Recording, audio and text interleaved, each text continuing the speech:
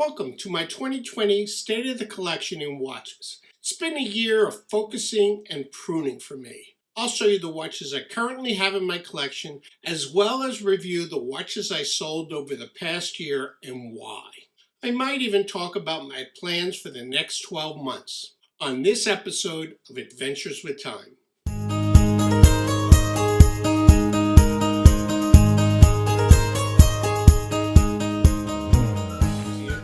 Yes, fellow watch enthusiasts, it's that time of the year again. As we look forward to a new year, many watch collectors like to review the state of their collection and reflect on their activities over the past year. 2020 has been a year of change for me and one that has impacted my watch collection. I entered retirement on January 1st. COVID quickly followed, curtailing many of my lifestyle activities. Nevertheless, retirement created some changes in direction for my watch collection.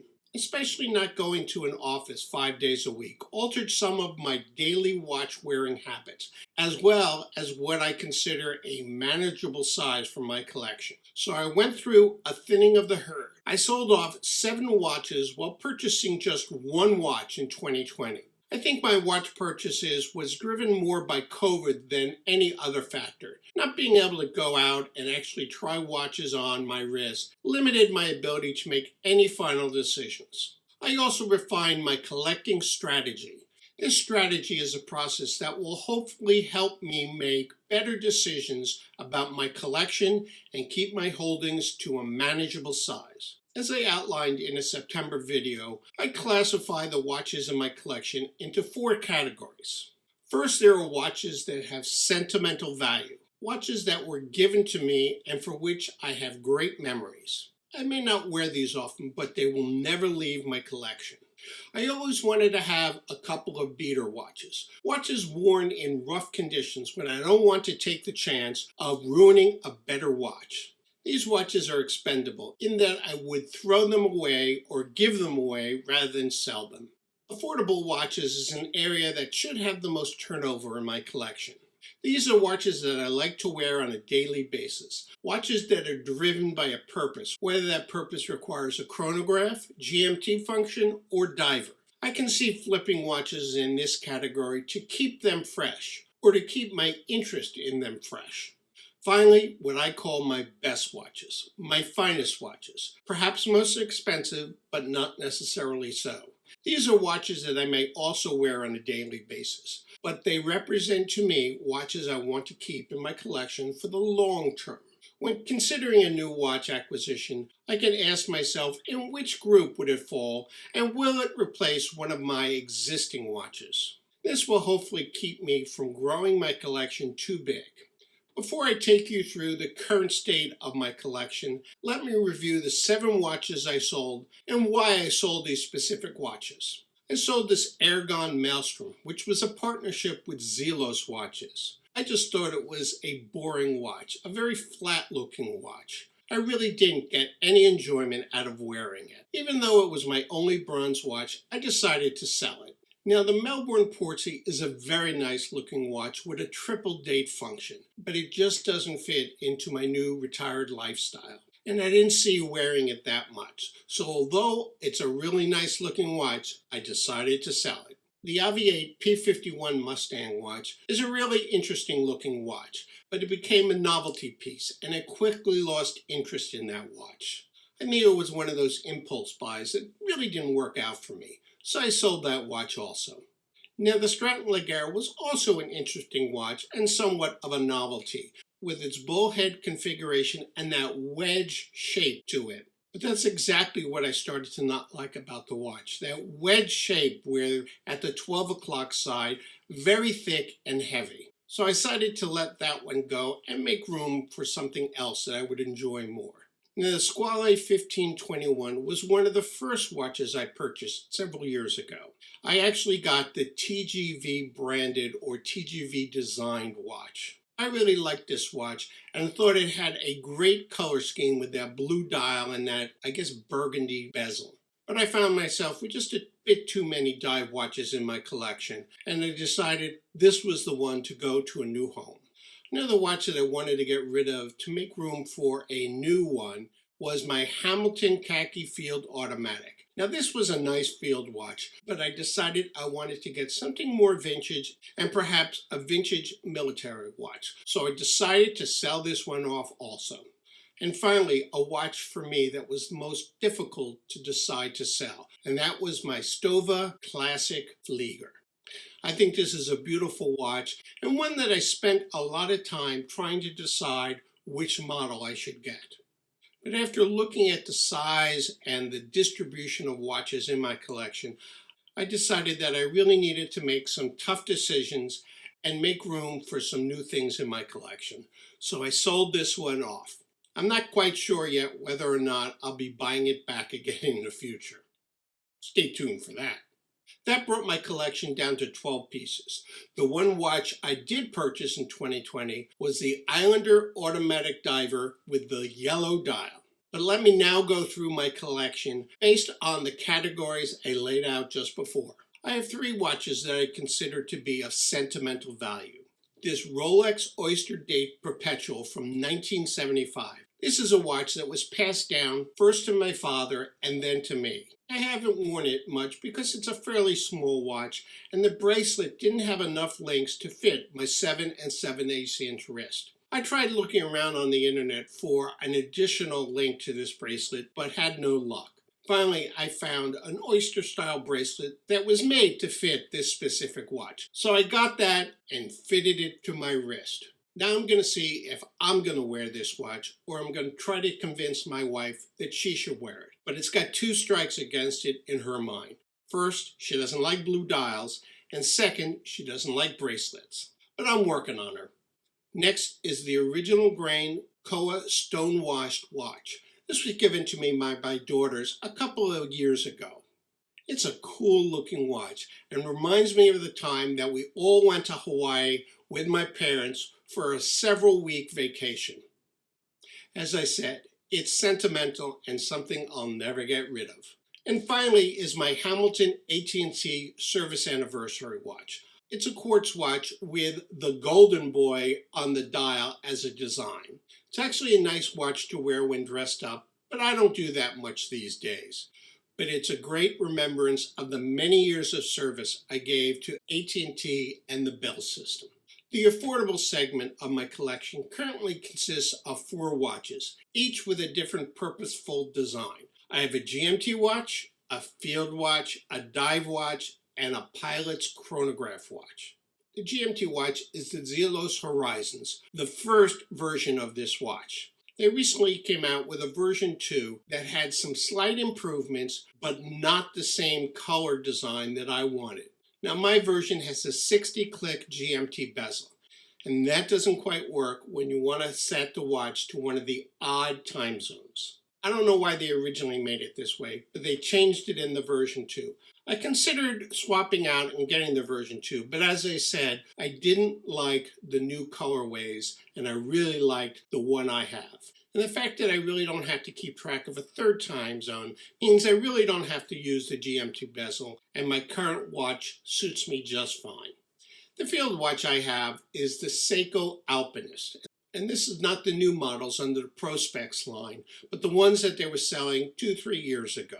And I'm really happy I got that before they discontinued it. I think it's a beautiful looking watch, and although I have a strap code bracelet for it, I tend to only wear it on this brown leather strap. My dive watch is the Islander Automatic Diver with the yellow dial. I think this watch is so fun to wear. I especially like wearing it during the summer in the evenings because I think it just shines on one's wrists with all the polished and reflections of light that you get. Finally, in the affordable category is my Seagull 1963 Pilot's Chronograph. Now we can consider this a reissue, a remake, a homage, or whatever to the original Chinese aviation watches. Call it what you will. But I think for the price, it is a great watch. Not that I need a chronograph, but I think the design with the gold numerals just makes the watch really stand out on one's wrist, and it is so fun to wear. And as I said, I consider the affordable category is the place where I'm going to be flipping and rotating watches. But I think all four that I have right now are long-term keepers. So I may have to up the count by one or two in this category so that I can have some watches that I can sell and replenish with new things of interest. I have two watches that I consider to be beater watches. First is the Vostok Kommanderski. Now, over the years, I've gone back and forth about the Vostok brand or Vostok line of watches. I'm starting to think that with all the variety of watches they have and all the Russian iconography they have on the dials, that these watches are sort of souvenir watches, watches that were made in Russia, watches that have a lot of imagery of the Soviet Union on them, that they're really marketing them as souvenir watches. Nonetheless, I still like my Kommanderski. Although the finishing isn't that great and the bracelet is sort of subpar, I think it's a great watch to use as a beater watch, since I really don't care what happens to it, and it keeps very good time. My other beater watch is my Seiko Prospex Samurai. Now, I originally got this watch to take on a cruise and to go to the beach. And I think at the beach, with all the sand, a watch can really get banged up. So I consider this as my beater watch. But in addition to that, I had some problems with the movement. So I decided to replace the movement, not only to get the watch to be more consistently accurate, but also to experience and learn about replacing a movement. This basic watchmaking technique is something I had no idea of how to do. So over several attempts, I finally got the movement replaced, had to replace a couple of hands, and I also worked on the stem. There's a playlist, and I'll leave a link to that in the description below, where I go through all of these activities. But having said that, I really think that the Samurai is a great utilitarian watch.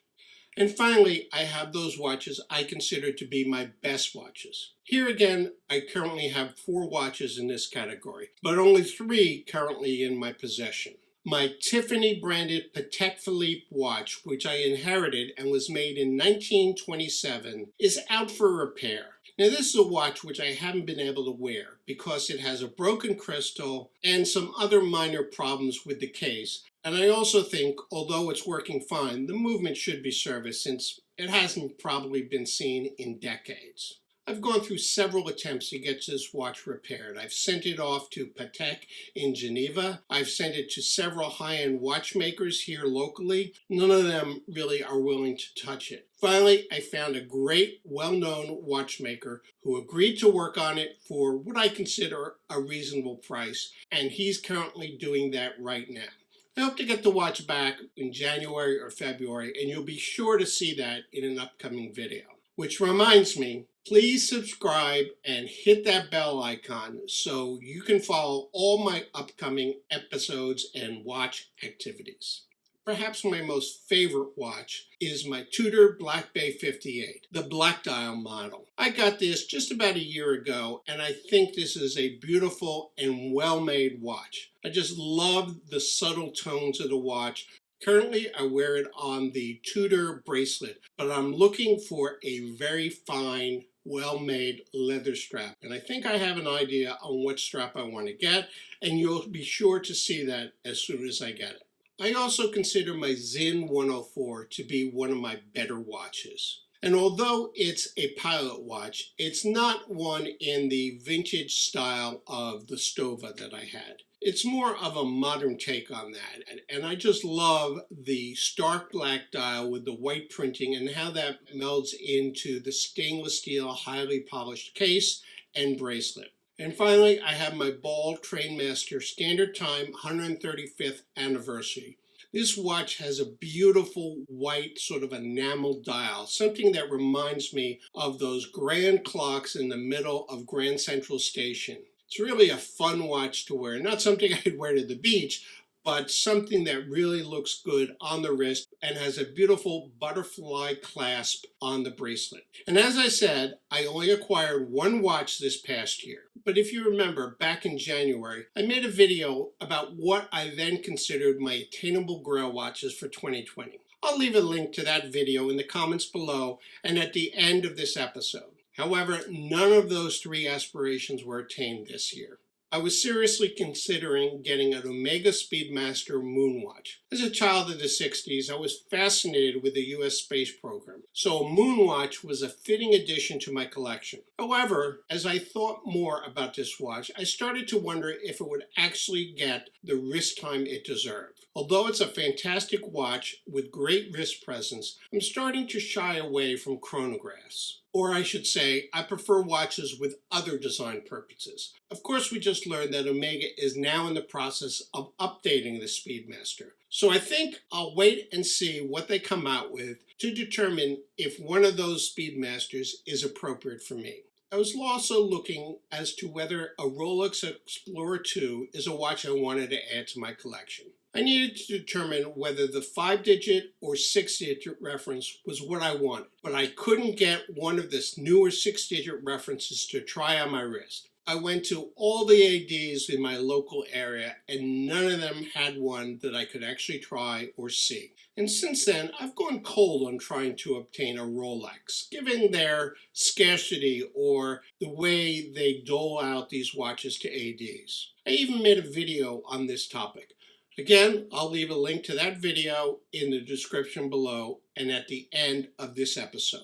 Finally, ever since I started collecting watches, I've been monitoring the JS Watch Company out of Reykjavik, Iceland. I always wanted to go on a trip there for vacation and was thinking that we'd go to Iceland in 2020. And while there, I'd visit the shop to see if there was any watch I liked. I've seen a couple on their website that have great potential. But COVID put a crimp on those plans for a while. I'm not sure we'll even get a trip there in 2021, probably the following year. That raises the question as to what my plans are for 2021 relative to my watch collection. I have 3 goals currently. First is getting my Tiffany branded Patek watch back from repair. I can't wait to see how this looks and wear it on those special occasions that deserve a nice gold vintage watch. I've also been looking at getting another, what I call, mid-tier luxury watch. I've been considering the Omega Aquaterra, but I really need to try it on the wrist to confirm my interest and also to select a color and case size. And finally, I've been investigating vintage watches. I decided that my first foray into vintage watches would be a vintage military watch, specifically a watch from World War II in honor of my father's service in the Pacific. I've been monitoring several venues from which I could purchase such a watch. I'm looking for just the right model. I'm hoping I'll be successful within the first few months of 2021, so stay tuned to see what I get.